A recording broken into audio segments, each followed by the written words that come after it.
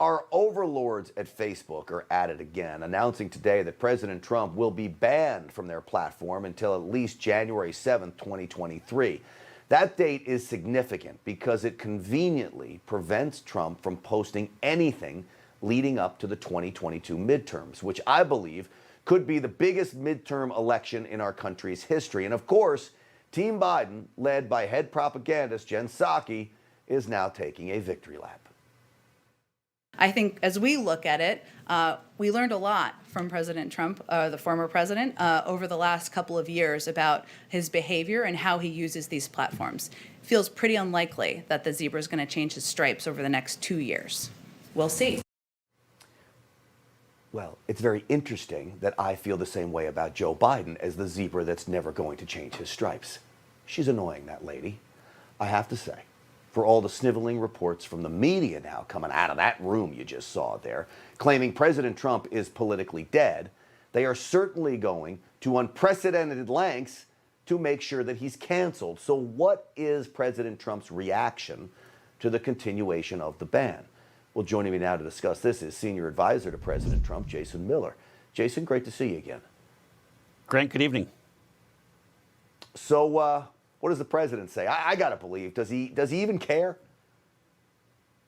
Well, this really didn't surprise us at all. I mean, I know Facebook came out and said, hey, it's going to be another 2 years. The reality is it's going to be February of 2030 until they let him back on the platform. They're never going to let him back on the platform. This is an effort by the big tech oligarchs, by the liberals in Silicon Valley, by the media, by the Democrats. But I know, I repeat myself, they're all basically the same thing. They never want to let him get back on. That is why President Trump is developing his own social media program. And I think again, I know the media is attacking him and trying to dunk on the president and saying, okay, we'll believe it when we see it. Well, let me just tell you, something very special is coming, and President Trump will be back. And as we saw from recent polling, over 60% of folks who voted for President Trump will go and follow him to a new platform. So we're looking at somewhere in the neighborhood of 40+ million people who could sign up on a new platform. That we're excited about, but they're going to try to keep deplatforming and censoring conservatives. That's the new normal, sadly, in America. Jason, is there a timeline for it? Everybody's eager for it to come out. So short answer is yes. I think this summer, I think is realistic. I'd say at the very short end, maybe 4 to 6 weeks from now. At the long end, I'd say at the absolute latest, probably somewhere in the Labor Day range. But definitely over the summer.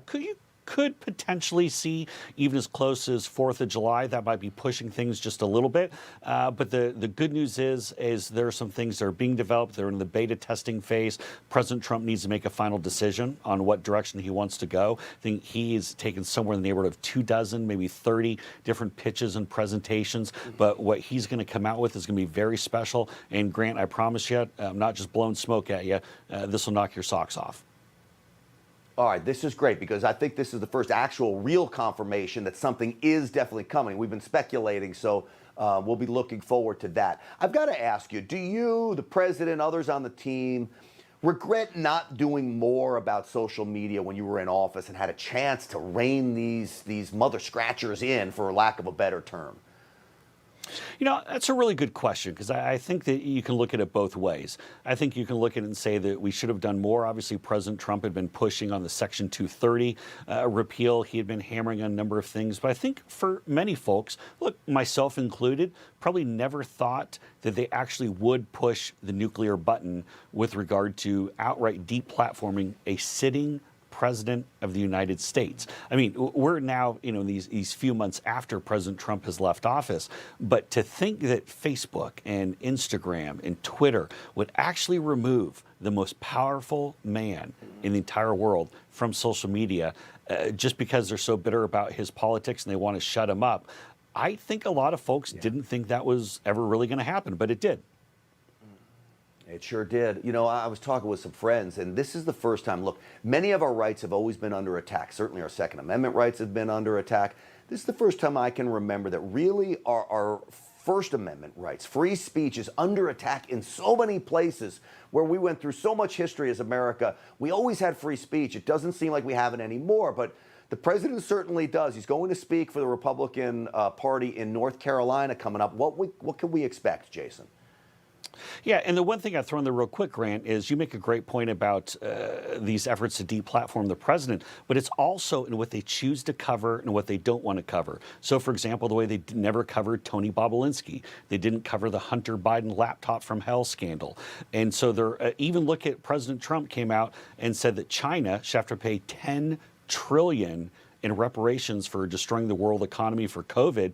You didn't see anything about it today in the Wall Street Journal or the Washington Post or the failing New York Times. They want to pretend like it never even happened. Now, as we go to tomorrow, where President Trump will be speaking at the North Carolina GOP convention in Greenville, North Carolina, we're going to see the president really take aim at a lot of the problems facing America today, a lot of the failures of the Biden administration. There'll be a little bit of I told you so, some of the things the president predicted, but he's going to go into also repeat his call for China to pay $10 trillion, the reparations front. He will bring up the good doctor, Anthony Fauci, the man who has now been proven to both be lying and incompetent at the same time. But then also the president's going to put a little bit on there also about here's how we solve some of these problems.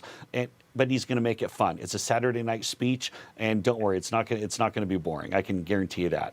Well, they never are, and that's what we love about the president. Hey, if you just watched the last segment, guess who brought up reparations? On this network, we're talking about it. No other networks are talking about it. And reparations from China, I'm talking about, not any other kind of reparations the Democrats are talking about. You know, Grant, Jason you make an important point. I mean, Joe Biden wants American taxpayers to pay reparations. Donald Trump wants the CCP, the Chinese government, to pay American taxpayers reparations. That's the difference. Tomorrow, right here on Newsmax, 7 p.m., tune in and watch the president.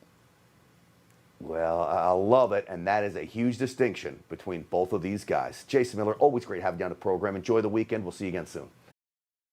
Hey, I'm Rob Finnerty. Thanks for watching. If you enjoyed this video, please join the conversation in the comments below. Don't forget to subscribe, too. Hit the bell icon to be alerted to breaking news. And remember, there's a whole lot more on Newsmax TV, America's fastest growing cable news network. Newsmax TV, we're real news for real people.